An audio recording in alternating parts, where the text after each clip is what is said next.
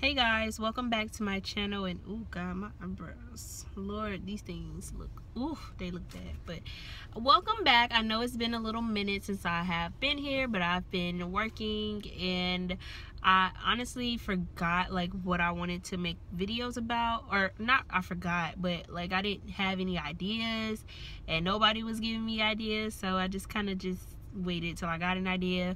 But I'm gonna do this video on how to survive Navy boot camp, or how to get through it, because a lot of people have been asking me that question. So I'm just gonna, make a whole video on it. So pretty much the only thing that can get you through Navy boot camp is strength and willpower, to be honest. The strength and willpower that you have within yourself, excuse me, is the only thing that will get you through Navy boot camp.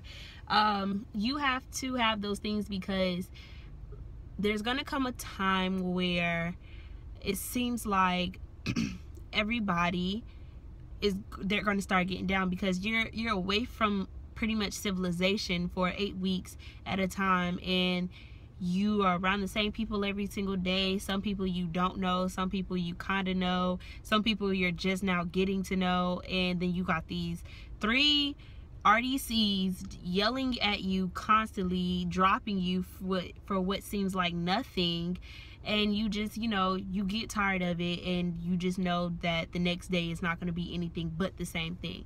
So your life is pretty much on like a pause repeat, where it's pause because you're not doing anything, but it's repeating every single thing. Like you may have 1 or 2 things that's different, but everything else is pretty much the same. So strength and willpower is really the only things that'll get you through boot camp.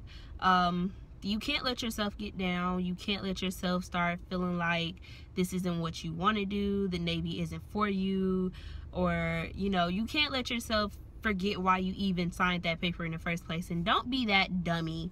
I'm gonna call y'all dummies.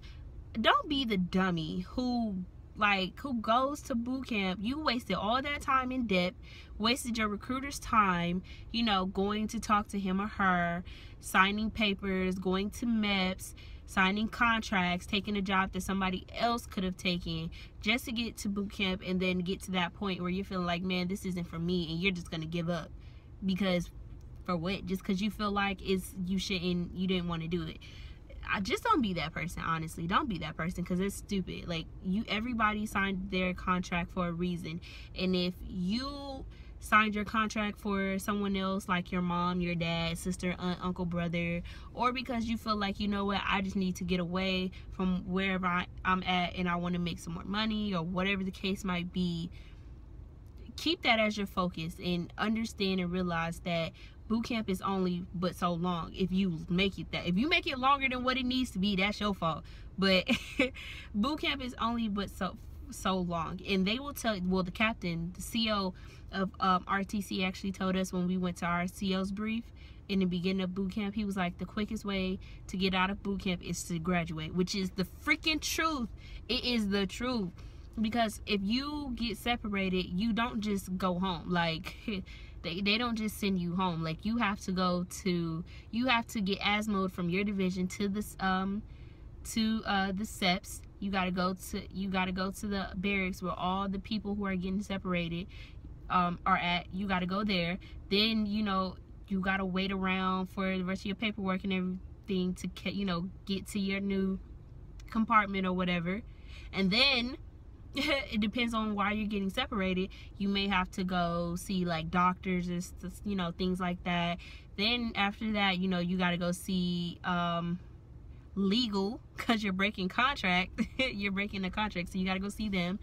And you got to wait for your RDC that actually that was with you, that was in your original division, or the division that you were ASMO from to SEPs. You got to wait for them, because they got to come see you, or they got to go with you or meet you up there or whatever. So it takes a little minute. So yes, the quickest way to graduate boot camp, the quickest way to leave boot camp is to graduate. And trust me, A school is a whole lot better than boot camp, I promise you. Because in boot camp, all they tell you is don't touch each other. You can't braid people's hair. Like, my hair's braided. I got it braided because I got drilled this weekend. But yeah, so you got You can't touch people. You can't braid each other's hair. You can't sit in each other's racks. Half the time, you know, if you start talking, somebody in your compartment is going to start screaming that you're too loud. Like, it's a whole bunch of stuff. Then you're going to start getting into, like, well, for females, we just had, like, little petty cat drama. Like, it was so stupid and annoying. But honestly, it's just a phase. I say it. It's literally just a phase. It's just temporary, because the day you graduate, I'm telling you, the day you graduate and you look though your other people, your